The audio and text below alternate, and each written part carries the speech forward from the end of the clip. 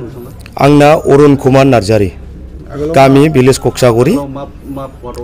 आङो आगोलाव बिजेपिआव ओरैनो वार्कार हिसाबै दङमोन सापर्टआव दंमोन आं दिनै बिपिएफ दोलोआव जयनिंआ दिनैहाय 40 जन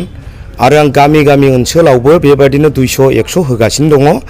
आरो आंहा जुमदुवार प्रपारावल' नङा श्रीरामपुर समष्टि आरो विभिन्न समष्टियावबो आङो मावनो प्रस्टुत ओंखारदों आरो दिनैनि बे प्रस्टुत समायाव आङो दिनै बिपिएफनि खामानि जानानै साफ्रोमबो जनसाधारनखौ दैदेननो थाखाय मोजां आदर्श होनो थाखाय जायफोर जोंनि दैदेनगिरियाव दङ बिथांमोननि मददनि गेजेरजों जों मावलांगोन सोरखाराव थासेयावबो मानो दिनैहाय माने सोरखाराव गैयै राजनिति हान्जाजों मानो जयेन जाफैखो दिनै जोङो मिथिनो मोन्दों जोंबो दिनै एडुकेटेडआव एसे बुजिबाय दिनै मिडियानि दुवारै जोङो बायदि रोखोम बाथ्राफोरखौ एजेन्डाफोरखौ जोङो गासैबो बुजिनो हाबाय दिनै बिगियाना जोंनो बे बुहुमनि गेजेराव जोंनो खाथियाव होबाय गासिबो दा बिनि थाखायनो बे सरकार थासेयावबो आं बिपिएफआव फैनायनि खारन उद्देश्यआ जादों दिनै बिटिसिनि सक्तिया आरो बिटिआरनि सक्तिखौ नायोब्ला अनेक रेफारेन्स दङ दा बिनिखायनो जोंनि जोहोलाव बेकार समस्याफोराव माबादि जों मावदों जोंनि गभर्नमेन्टआ बेखौ जों बयबो मिथिखाबाय दा बिनिखायनो जोङो दैदेनगिरि जानानै जोंनि बर' हारिनि थाखाय उपेन्द्रनाथ ब्रह्मनि थाखाय सोर माबादि दैदेनगिरिया मावबोदों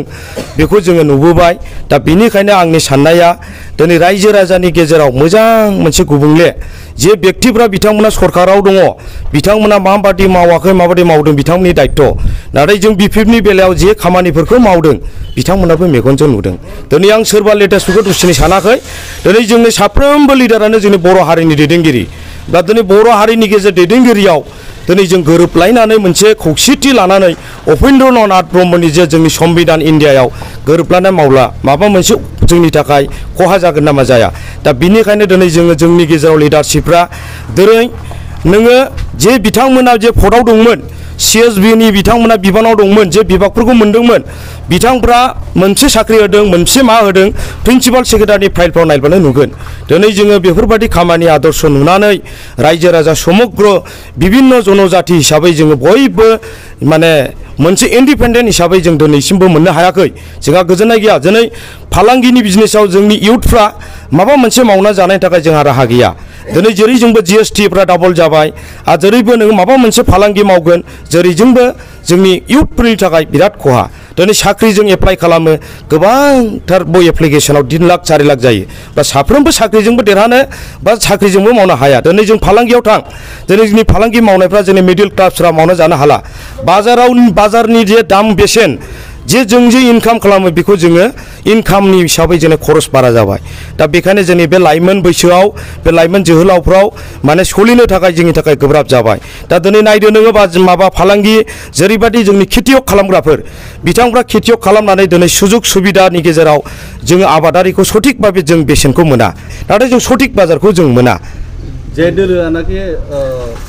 बिटिआर सरकार खुंगासिनो दं माबादि डेभेलपमेन्ट लाबोदों होननानै नोंथाङा बुंदों आंथ' दा आंनि नुनाय मथे नों डेभेलपमेन्टखौ आङो बारा मोजां नुहुरजोबाखै मानो होनना बुङोब्ला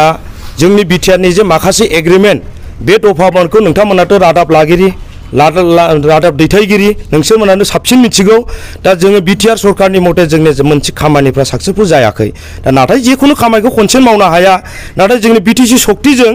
आरो बिटिआर सक्तिजों अनेक फाराग दङ जोङो दिनै 4 नं जमदुवार उइलियाम नार्जारिजों जों जयनिं जाफैदों दिनै जों समग्र जनजाति फैनानै बिथांखौनो बयबो साबजानानै मोजां मोननानै बिनि आदर्श निर्देशखौ मोननानै जोङो गभर्नमेन्टआव लाबोनोबो लोगोसे प्लास जोङो रायजो राजा समग्र आधार कास्ट बाङालि दं जोंनियाव सान्थाल दं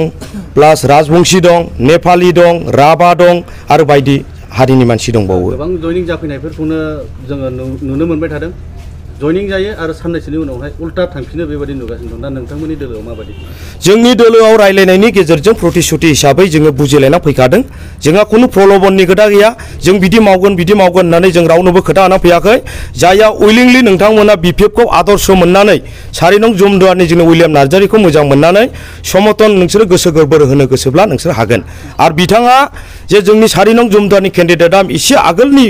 मिटिंआव बिथाङा बुंदों सोरबा नोंसोरखौ फुस्लायनानै बा प्रलबन होनानै लाबोदों नामा बिथांमोना गावसोरनो आखाइजों उइलिंलि थिखांनानै बुंदों जों गावनि गोसोबादि समर्थन होनो फैदों আপনার ঘর ঘর গোকুলকাটা ব্লক আজি আপোনালোকে কিমানজন মানুহ ইয়াতে জয়েন কৰিলে আমি বিপিএফত আজি 100ৰ ওপৰত জয়েন হৈছে কি ক'ব বিপিএফৰ আদৰ্শ ভাল পাইছে নে হা বিপিএফৰ আদৰ্শটো আমি ভাল পাই পেলাই বিপিএলত আগত আছিলোঁ এতিয়া বিপিএফ জয়েন কৰিছোঁ চৰকাৰৰ টকা সত্ত্বেও মানে চৰকাৰ নথকাত